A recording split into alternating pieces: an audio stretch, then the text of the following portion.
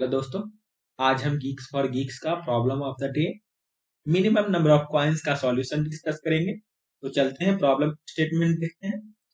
इस प्रॉब्लम के स्टेटमेंट को यदि आप समझना चाहते हैं तो इस प्रॉब्लम में हमें 10 डिफरेंट डिनोमिनेशंस के कॉइन गिवन होंगे जो कि कुछ इस तरीके से हैं और इसके कॉइन के सप्लाई हमें इनफाइनाइट होंगे और एक इंटीजर वैल्यू n गिवन होगा और हमें इस डिनोमिनेशंस के कॉइन के यूज से इस वैल्यू n का मनी कंस्ट्रक्ट करना है और जो कॉम्बिनेशन बनेगा कॉइन्स का, उस कॉइन्स के कॉम्बिनेशन का साइज हमें मिनिमाइज करना है और जो मिनिमम साइज होगा मतलब मिनिमम नंबर ऑफ कॉइन्स जिस कॉम्बिनेशन में यूज होंगे उस कॉम्बिनेशन को इस प्रॉब्लम के लिए हमें आउटपुट करना है। इस बातों को बेटर वे में समझने के लिए यहाँ पर एग्जांपल फर्स्ट यदि आप देखें तो हमें 43 मनी का वैल्यू कंस्ट्रक्ट करना है यूजिंग दिस डिनोमिनेशन कॉइन। और यहाँ पर यदि आप 20 रुपीज के 2 कॉइन यूज करें और 2 रुपीज के 1 कॉइन और 1 रुपीज के 1 कॉइन यूज करें तो आप देख सकते हैं 43 मनी हमारा बन जाएगा और ये हमारा मिनिमम पॉसिबल कॉइन होगा सिर्फ यही कॉम्बिनेशन में। तो इसीलिए ऐसा कॉम्बिनेशन इस प्रॉब्लम में आउटपुट किया गया है और जो कॉम्बिनेशन हम आउटपुट करेंगे वो डिसेंडिंग ऑर्डर में होना चाहिए। सिमिलर वे में एग्जांपल 2 यदि आप देखें तो हमें 1000 मनी क्रिएट करने हैं। इसमें यदि आप दो करेंसी 500 का यूज करें तो आप 1000 मनी बना सकते हैं और ये सबसे मिनिमम पॉसिबल कॉइन होगा इस कॉम्बिनेशन में। तो इसलिए ऐसा कॉम्बिनेशन आउटपुट किया गया है। इस प्रॉब्लम के लिए यदि आप कंस्ट्रेंट देखें तो हमारा n का मैक्सिमम वैल्यू 10⁻6 हो सकता है और इसे हमें सॉल्व करना है बिग ऑफ n टाइम में using big of n extra space. तो चलते हैं इस बातों को कैसे सॉल्व करें समझते हैं। अब यदि मान लीजिए आपको 43 वैल्यू के मनी कंस्ट्रक्ट करने हैं using this different denominations of coin. यदि आप 42 वैल्यू के मनी कंस्ट्रक्ट करने का कोई तरीका ढूंढ लेते हैं जिस तरीके में आपको minimum number of coin use हो, मान लीजिए उसमें ए नंबर ऑफ कॉइन यूज हो रहे हैं तो आप यदि इसमें 1 ऐड कर दे जो कि 1 कॉइन वाला यूज यहाँ पर होगा उससे आप 43 इजिली बना सकते हैं। मतलब 43 बनाने में आपको a+1 कॉइन रिक्वायर होंगी। सिमिलरली यदि आपको कोई 41 बनाने का तरीका बता दे या आपके पास 41 बनाने का पहले से तरीका है जिसमें b number of coins use होते हैं तो यहाँ पर यदि आप 2 वैल्यू का कॉइन एक यूज कर ले तो आप इजिली 43 बना सकते हैं और उसमें आपको b+1 कॉइन रिक्वायर होंगे। सिमिलरली आप हर एक जो यहाँ पर देख सकते हैं केस गिवन है कॉइन का उसके लिए चेक करेंगे। मतलब तो वैल्यू आपके पास गिवन है 43 माइनस c यदि करते हैं c हमारा कॉइन का डेनोमिनेशन का वैल्यू होगा। जैसे इस केस में c1 होगा, इस केस में c2 हुआ था। यदि आप 2000 कॉइन के वैल्यू का यूज कर रहे हैं तो c 2000 होगा और 43 माइनस 2000 बनाने का तरीका आपको कोई बता दे कि उसमें कितना कॉइन यूज हो रहा है तो उसमें 1 इंक्रीमेंट करके आप 43 इजिली बना सकते हैं। तो ऐसा ही एल्गोरिदम हम अप्लाई करेंगे। जैसे यहाँ पर देख सकते हैं हमने इस एल्गोरिदम को स्टेटमेंट के फॉर्म में लिखा है कि यहाँ पर आप जानते हैं जो आपके पास डिफरेंट डिनोमिनेशन के कॉइन गिवन है हर एक के पास इक्वल प्रोबेबिलिटी है किसी भी वैल्यू n को यदि आपको कंस्ट्रक्ट करना है उसमें बनाने के लिए। और हर एक केस के लिए चेक कीजिएगा। जैसे यदि आप 1 वैल्यू के कॉइन का यूज करें तो हमारे पास फाइंड करना रहेगा n-1 वैल्यू कैसे बना पाएंगे। 2 वैल्यू का यूज करते हैं तो n-2 फाइंड करने होंगे। सिमिलरली 2000 का यूज करते हैं तो n-2000 वैल्यू कैसे बना पाए ये आपको फाइंड करना होगा। और इन सभी में कितना नंबर ऑफ कॉइन्स रिक्वायर हो रहे हैं उनमें +1 कर देंगे तो हमारे पास n बनाने का तरीका आ जाएगा और उन सभी का मिनिमम यदि कंसीडर करें तो वही हमारा मिनिमम हो जाएगा इस n वैल्यू को बनाने में। और उस केस में हम वैसे c को सिलेक्ट करेंगे क्योंकि c हमारा इस केस में 1 हो गया, c यहाँ पर 2 है, तो वैसे c को कंसीडर करेंगे अपने लिस्ट में एडिशन में जिससे मिनिमम आया है हमारा। यदि इस 2 के यूज से मिनिमम आया है तो अपने लिस्ट में C2 यूज करेंगे। तो चलते हैं इसी बातों को हम कोड में इंप्लीमेंट करते हैं। सबसे पहले हम जावा कोड डिस्कस करेंगे। इसमें सबसे पहले हम रिकर्सिव फंक्शन लिखेंगे क्योंकि रिकर्सिव फंक्शन लिखना इजी है क्योंकि हमें n number of value construct करने हैं।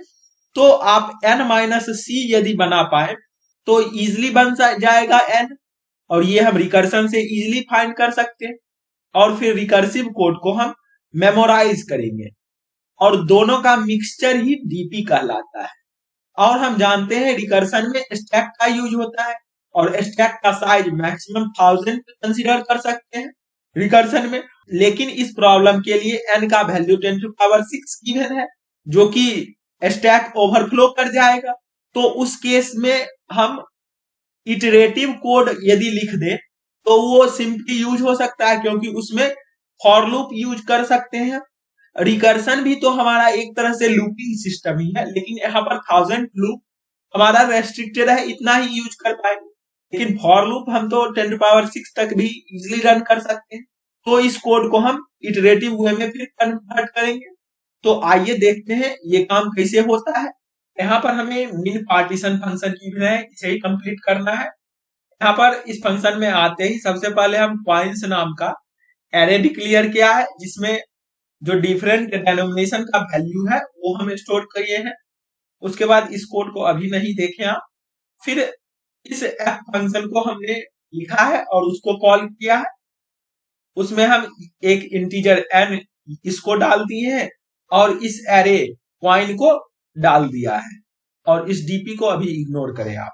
अब यहाँ पर f फंक्शन देखते हैं हम। ये f फंक्शन एक एरे ऑफ इंट रिटर्न करता है जिसका लेंथ 2 होगा और जिसके 0th इंडेक्स पर ये स्टोर होंगे कि नंबर ऑफ कॉइन्स कितना यूज हो रहा है इस गिवन n वैल्यू के मनी कंस्ट्रक्ट करने में। और फर्स्ट इंडेक्स पर ये स्टोर होगा कि आप जब n को n-c के लिए कॉल करते हैं बनाने के लिए उस टाइम c जिस कॉइन का यूज कर रहे हैं जिससे मिनिमम कॉइन हमारा यूज हो वो c का वैल्यू इस पोजीशन पर स्टोर रहेगा। अब इस फंक्शन में आते ही हमने पहले चेक किया है कि हमें n जो वैल्यू ऑफ मनी कंस्ट्रक्ट करना है वो 0 वैल्यू का तो नहीं कंस्ट्रक्ट करना है। यदि 0 वैल्यू का कंस्ट्रक्ट करना होगा उस केस में हम 0 नंबर ऑफ कॉइन यूज करेंगे और 0 वैल्यू कॉइन का होगा, इसीलिए हम 0,0 एरे बना करके रिटर्न कर देंगे।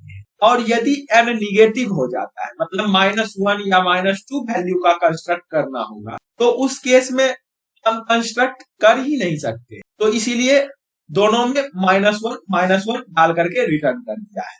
और उसके बाद इस कोड को अभी आप मत देखें और उसके बाद हम इस एक आंसर नाम का variable integer dot max value से डिक्लेयर किया है क्योंकि ये स्टोर करेगा कि गिवन n को कंस्ट्रक्ट करने में कितना मिनिमम कॉइन यूज हो सकता है और c हमारा ये स्टोर करेगा कि कौन सा कॉइन हम यूज किए हैं जिससे ये आंसर मिनिमाइज हुआ है।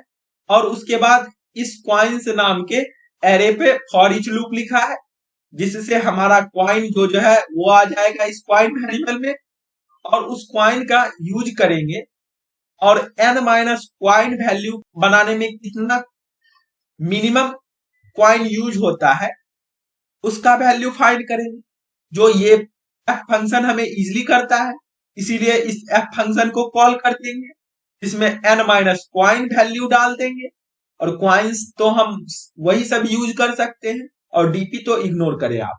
और फिर हम इस जो एरे वैल्यू आएगा उसके 0th इंडेक्स पे चेक करेंगे कि क्या हमारा वो -1 तो नहीं है, मतलब हम बना ही नहीं सकते हैं ऐसा केस।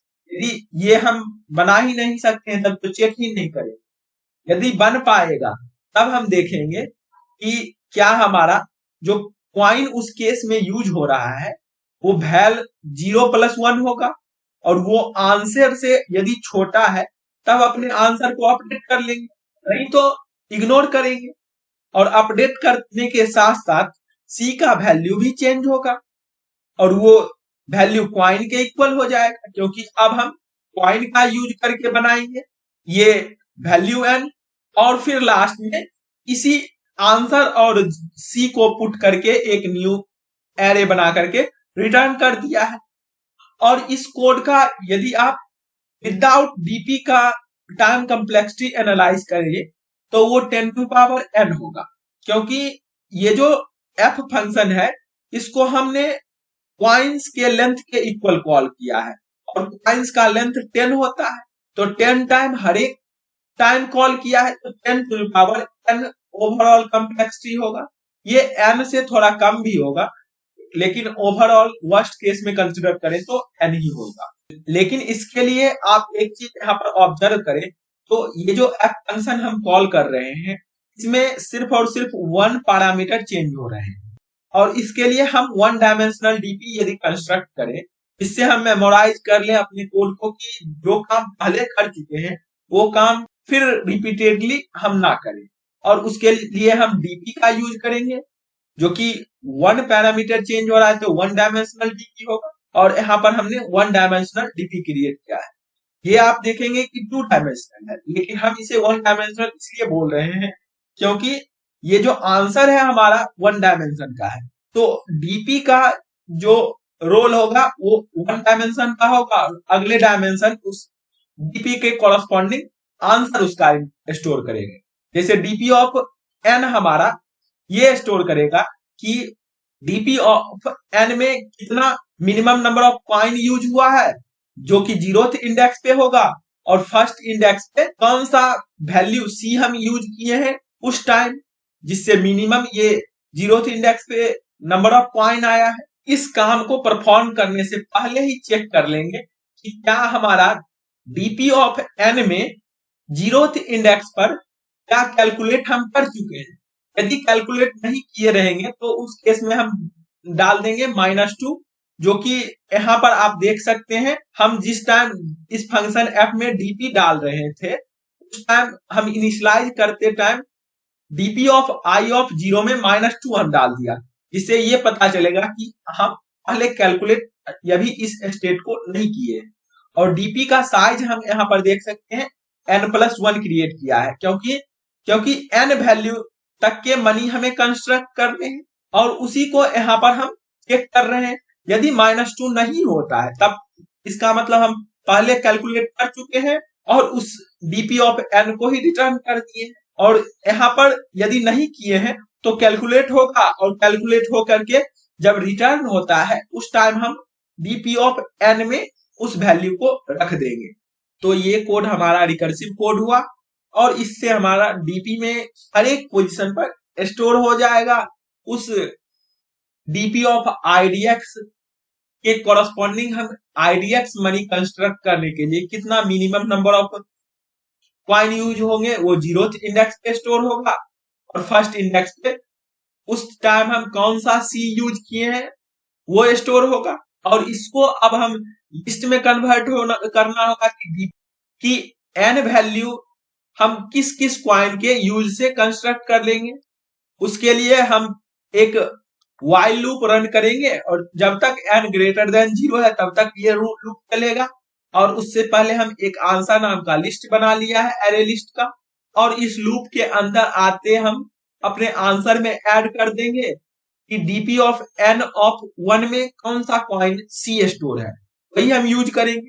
और n को हम डिक्रीमेंट कर देंगे उस सी के वैल्यू से, क्योंकि उस सी n-c पर फिर जाएंगे और उस पर कौन सा कॉइन यूज किए हैं वो फर्स्ट इंडेक्स पे स्टोर होगा।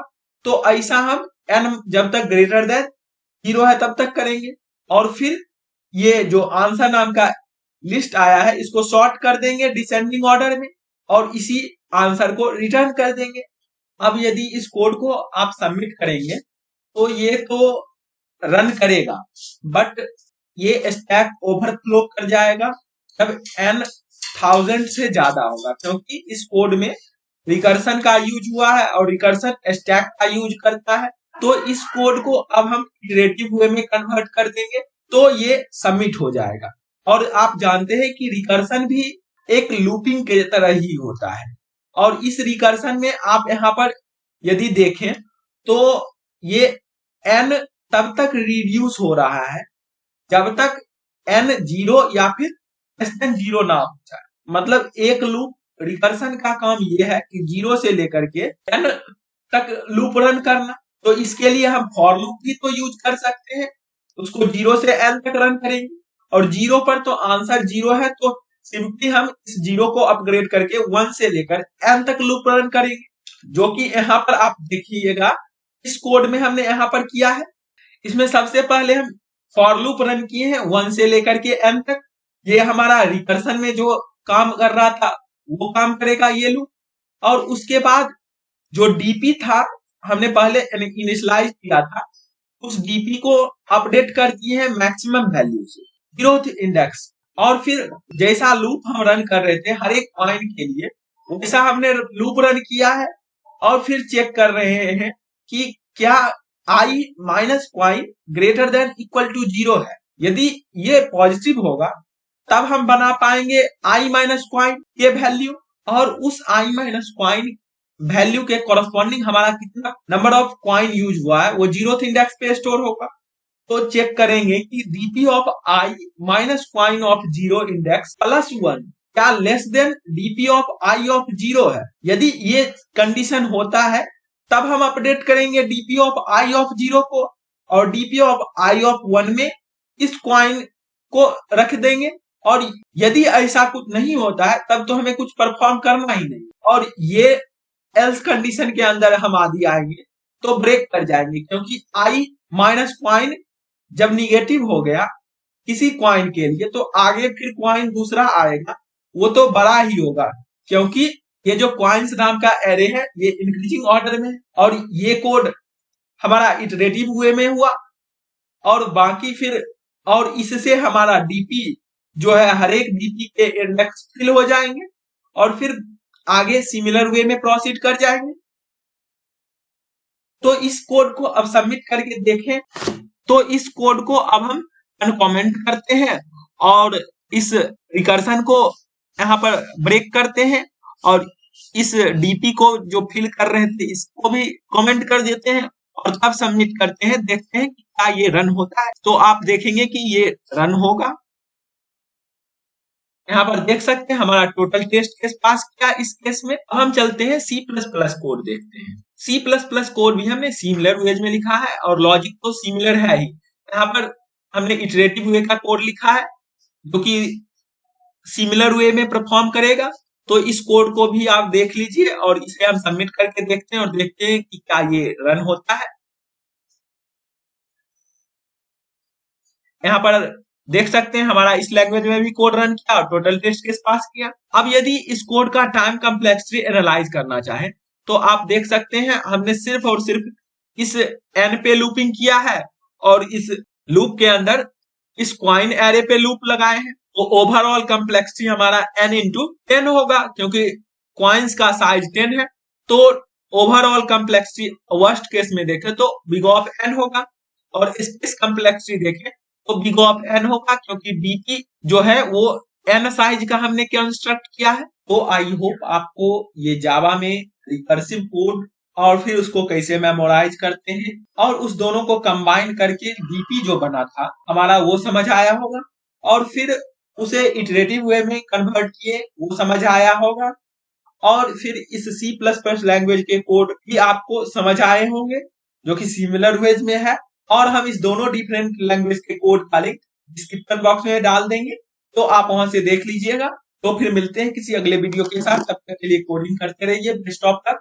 और आप अपना कमेंट सेक्शन में फीडबैक जरूर दें कि इस वीडियो में क्या लैग है, तो हम उसी अकॉर्डिंग अपने वीडियो को इम्प्रूव करेंगे आपके लिए। Thank you for watching this video.